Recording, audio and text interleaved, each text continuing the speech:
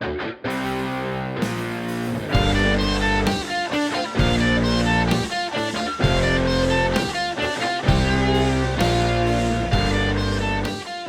back to the Battery Podcast. I'm Aidan, And I'm Casey. and we are here with a little bonus episode because the Cannons are not the only team playing this weekend. Of course, the Boston Guard will be playing down in Charlotte as well. Starting off the Saturday slate of games, 1 p.m. against the Maryland Charm. So, not too far from Maryland to have to go in a week. They got the whole state of Virginia in between, but I'm sure there'll be some fans or family that made their way down. Um, Both teams looking for their first win. Obviously, Boston had a very problematic third quarter in their 17 to 12 loss to the New York Charging, and then the Palms lost in overtime to the Maryland Charm the week before. Um, so I guess let's just start, Casey. I know we talked about we recapped the guard loss, but um, just what are your thoughts about this matchup going into it, and what we hope Boston does better aside from not giving up 9 goals in a quarter? Yeah, a couple things. I think, you know, every time, pretty sure every time that we've gone against this team, um, we've lost. Yeah. So, um, there's that. It's interesting. And I also just want to really see us not like lose our momentum in the second half.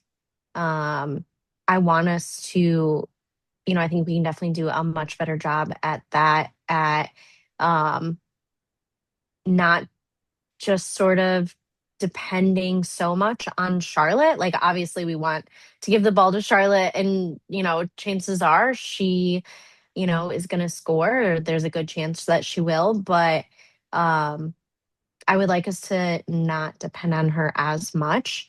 Um, and then also step it up a little bit on I think honestly on both sides of the field. I think we just have so much talent out there, so much talent on our team, that I think that they're really capable of bringing a different product. I don't want to say like a better product, because they're all like extremely hardworking. They're all fantastic and talented players.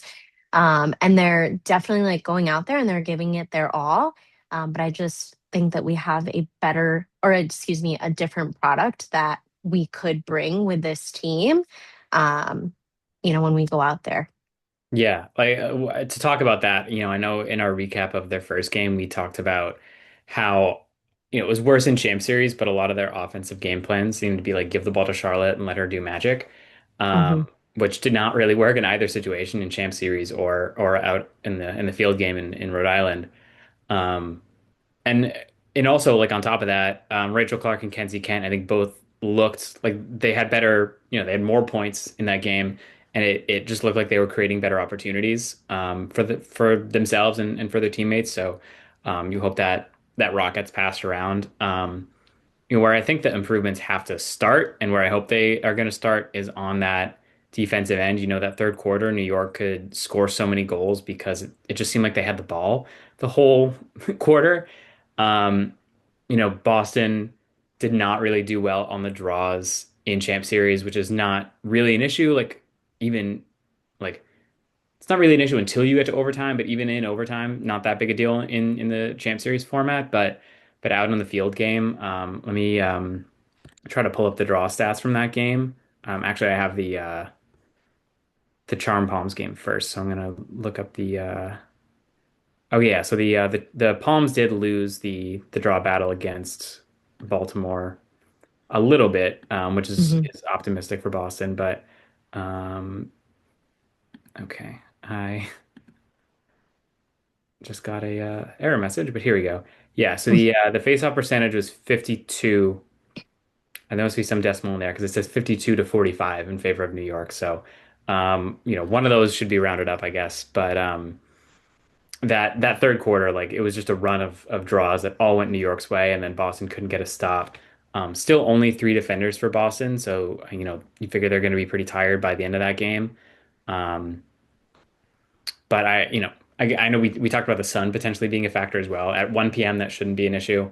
Right, it should be pretty high up in the air. So um, hopefully Shea Dolce will be able to see the balls better in all four quarters. Um,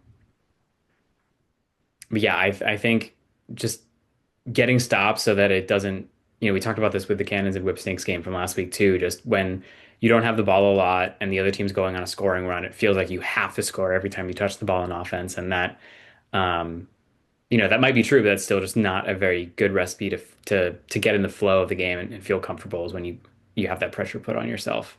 Hmm. Yeah, because I mean, at that point, you're just reacting. Yeah. Yeah, you're not dictating the tempo, the pace of Yeah. play at all. You're letting your opponent do that. Um, I did want to talk about, I mean, there have been a lot of roster changes in both leagues for every team. I wanted to talk about one for a player who didn't play in Rhode Island, but it seems like is not going to play maybe at all this year, and that is Cassidy Weeks going from the pup list to Mm. injured reserve.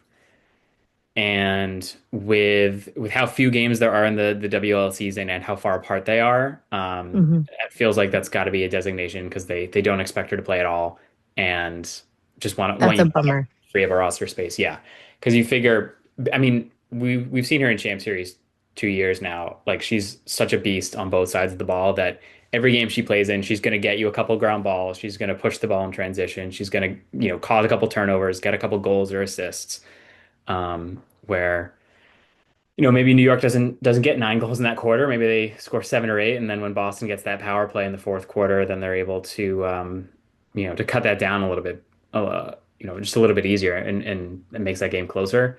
I mean, she is like Zach Currier is for the men's game. She's like that for the women's. Like she just does everything well. So that is a huge loss. Like you can throw her down on defense for a bit if some other player needs a spell. Hopefully no one else gets hit in the head again. Um, Yeah, that was scary. yeah, she can be in the mana or the woman up, I guess, the power play. Um, yeah, I mean, she just does everything well. So, Hmm. um, not sure exactly where the injury happened, whether it was like some kind of off-season training or she plays in some, like women's ULAX or whatever. Um, Hmm. but obviously, wish her the best and a quick recovery, and hope to see her for. I mean, hopefully we can see her in Harvard Stadium in August. But if not, in Champ Series at the very least in Hmm. 2026.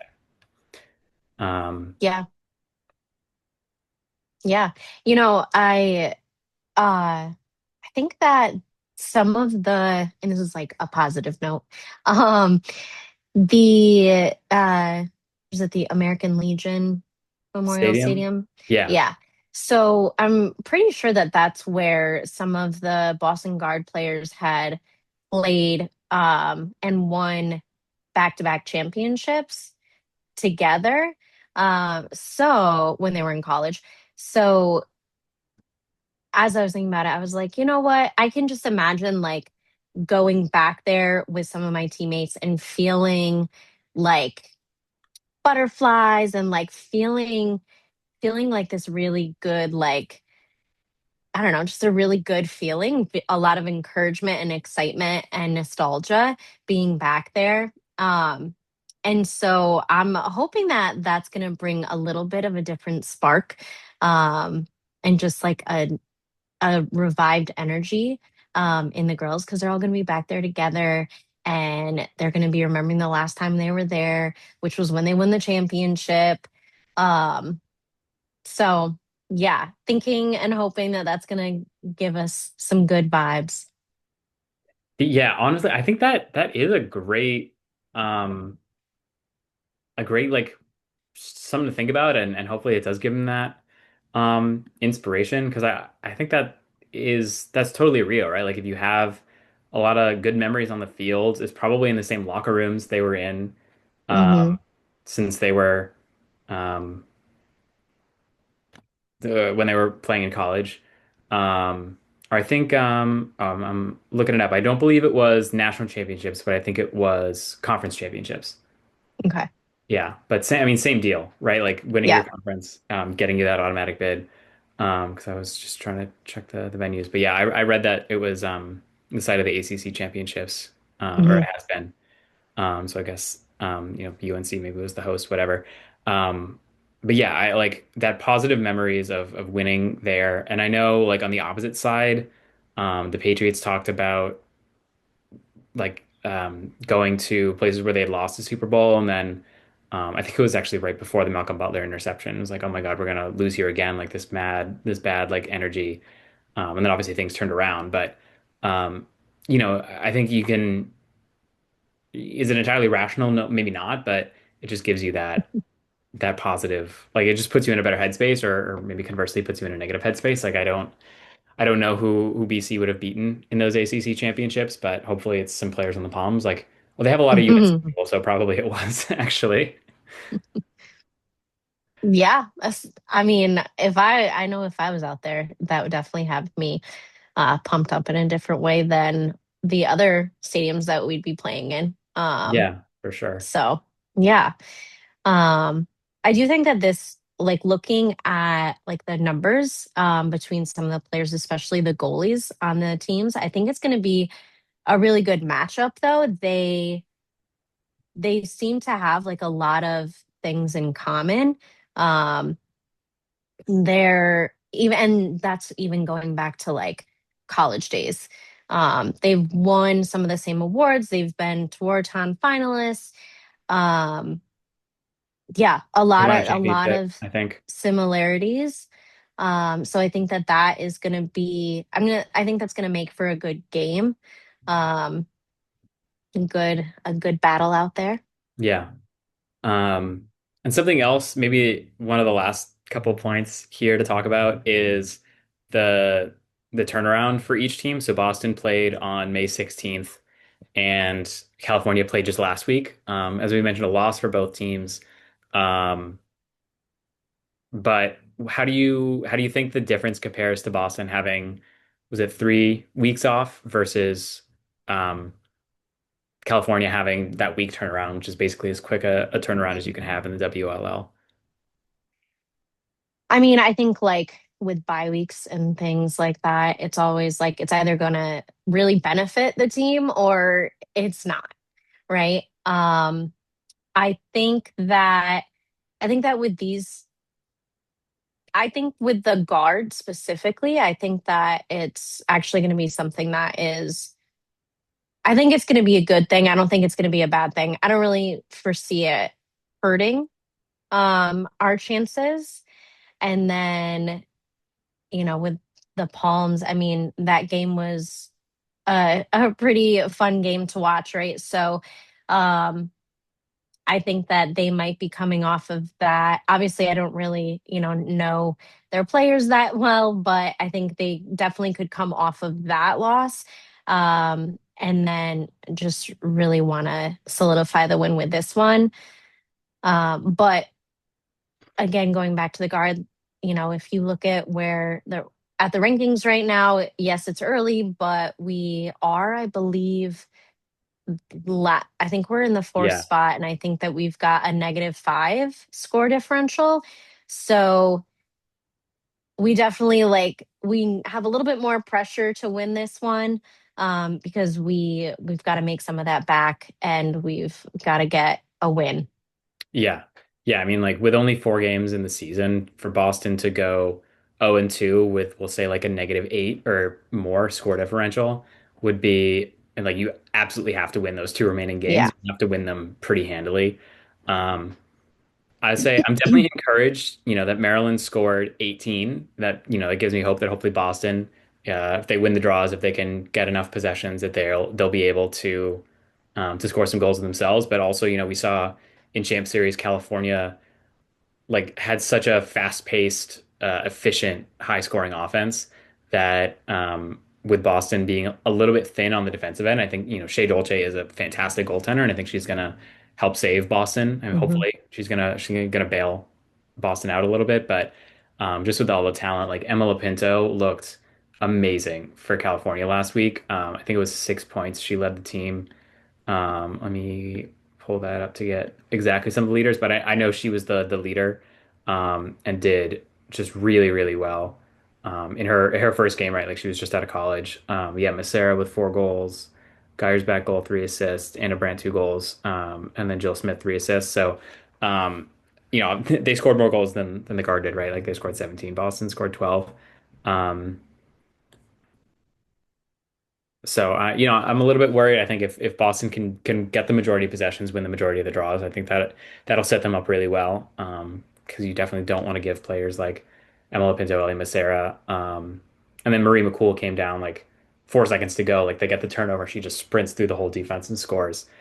So she only had 2 goals, but they came at really clutch times. Um, Something else that maybe one other thing is that there will be some new players in the lineup who didn't play in that week 1 game for Boston because the college season was still going on. So I think first and foremost of those is Maddie Epke, who I don't remember where she went to college. Northwestern, yes. So it makes sense. She was playing for a national championship. Good reason not to be there week one. Yep. Who else is in the lineup that wasn't there? I think she's certainly the most notable. Yeah, I think she's the only one. And then well, I guess there's no new ones for California, but they also, like I mentioned, Lopinto and I